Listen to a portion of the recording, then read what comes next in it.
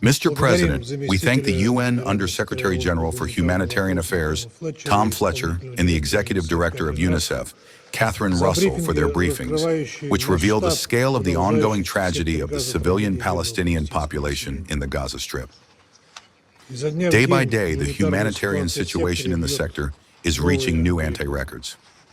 The population of the enclave is living in conditions of a full-scale humanitarian catastrophe, facing unimaginable deprivation and hunger from which adults and children are dying. At the same time, despite the active efforts of humanitarian agencies and their practically unanimous support from Security Council members, humanitarian aid, on which virtually all residents of the enclave are forced to depend, is being delivered in extremely limited volumes, clearly disproportionate to the scale of the disaster. The situation is rapidly deteriorating against the backdrop of a critical shortage of fuel necessary for the functioning of basic infrastructure.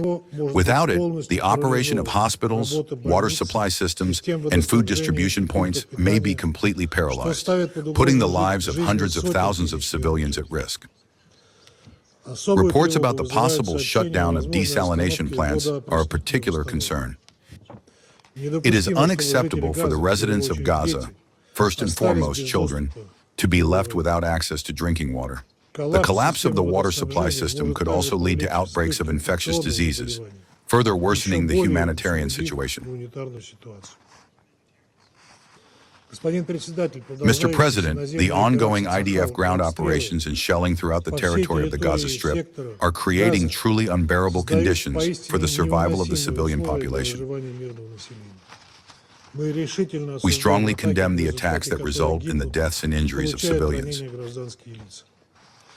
Of particular concern is the consistent and increasingly evident pattern of strikes on places where people gather in search of food, including at distribution centers.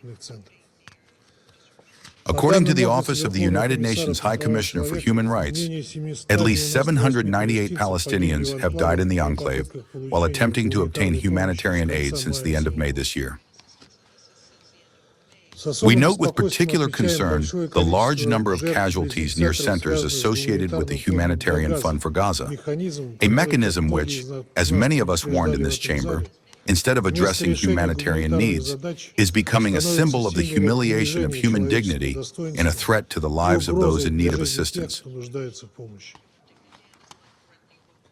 The hundreds of Palestinians who died trying to receive aid are grim testimony to this.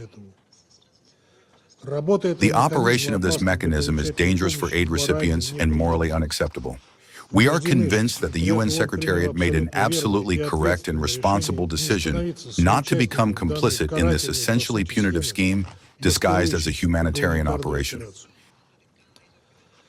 Let us recall that very recently, more than 200 non-governmental organizations issued a joint call to stop the work of this bloody militarized mechanism, under which Palestinians are offered an unthinkable choice: die of hunger or in the queue for a food parcel.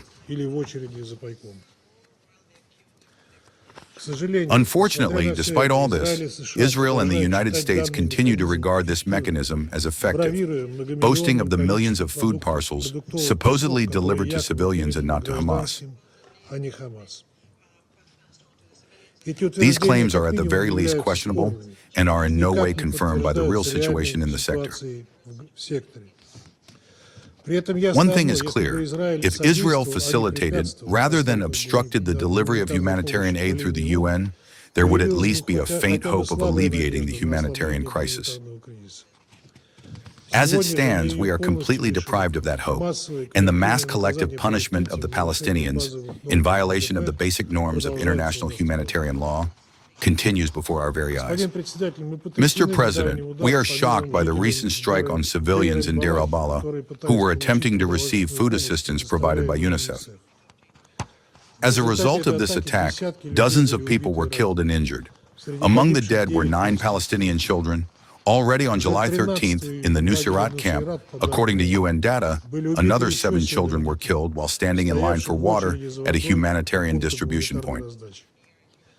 These tragedies are becoming a frightening routine. We strongly condemn the killing of innocent civilians who only sought to receive the aid vital to their survival. Such attacks undermine the very possibility of saving human lives and constitute a gross violation of the norms of international humanitarian law. Unfortunately, humanitarian workers also continue to die. Another airstrike on the office of one of the humanitarian organizations, carried out on July 10th in Gaza City, claimed the lives of 3 more humanitarian workers. This tragic incident once again confirms the extremely high level of risk faced by humanitarian personnel as they carry out their duty under constant danger. In parallel with the crackdowns on humanitarian workers and journalists covering events in Gaza, a real campaign of persecution has been unleashed against UN structures deemed undesirable. First and foremost, this concerns United Nations Relief and Works Agency, an agency that for many decades has been providing Palestinians with support in the areas of humanitarian assistance, education, and healthcare. Its uninterrupted and stable operation is a lifeline for millions of Palestinians living not only in the Gaza Strip, but as is well known, also in neighboring countries that have taken in refugees. We emphasize that there has been and can be no alternative to the agency. Following the agency and the UN Secretary General, the relevant special procedures of the UN Human Rights Council have also come under attack. Such actions do not correspond to the obligations of UN member states and violate the Charter of the United Nations and the Convention on the Privileges and Immunities of the United Nations. This situation requires the most resolute international response. The protection and sustenance of civilians in the occupied Palestinian territory are obligations of Israel as the occupying power, obligations that are not subject to any criterion of acceptability or unacceptability by the Israeli leadership. We insist on the unconditional guarantee of the safety of civilians. Unfortunately, all attempts by the international community to secure even minimal compliance with the basic principles of humanity and compassion are met with the all-weather support of its ally, Washington, which has granted West Jerusalem a carte blanche for any actions against the Palestinians. Mr. President, if anyone believes that the situation in Gaza simply cannot get any worse, they are most likely mistaken. According to incoming information, including from official Israeli sources, West Jerusalem is preparing a new plan to relocate 600,000 Palestinians to a so-called humanitarian city in Rafah, south of the Morag military corridor. The goal is to ultimately concentrate the entire 2 million population of the enclave there, after subjecting civilians to screenings for ties to Hamas. The Commissioner General of United Nations Relief and Works Agency, Philippe Lazzarini, has already described such a plan as the de facto creation of a massive concentration camp, whose Palestinian inhabitants will be deprived of any prospects for the future. We would like to note that former Israeli Prime Minister Ehud Olmert shares such assessments, calling this initiative part of the broader campaign by Prime Minister Netanyahu's government for ethnic cleansing and the deportation of Palestinians. It would be important to hear assessments of this initiative from OCHA or UNICEF. Mr. President, unfortunately, the problems of the Palestinian population are not limited to Gaza alone. We are extremely concerned about the situation in the West Bank of the Jordan River, where an increase in the intensity of Israeli operations is being recorded, especially in the northern areas. The actions of West Jerusalem are leading to large-scale destruction, exacerbating the humanitarian crisis, and depriving displaced families of hope for return. We regularly receive reports of killings and violence against Palestinians, of land seizures and demolitions of buildings. This is unacceptable. We call on Israel to immediately cease violence in the occupied Palestinian territory, to guarantee the protection of the population, and not to obstruct the delivery of humanitarian aid to civilians who need it more than ever. It is also necessary to stop the expansion and construction of settlements and provocations by settlers who demonstratively humiliate the honor and dignity of Palestinians.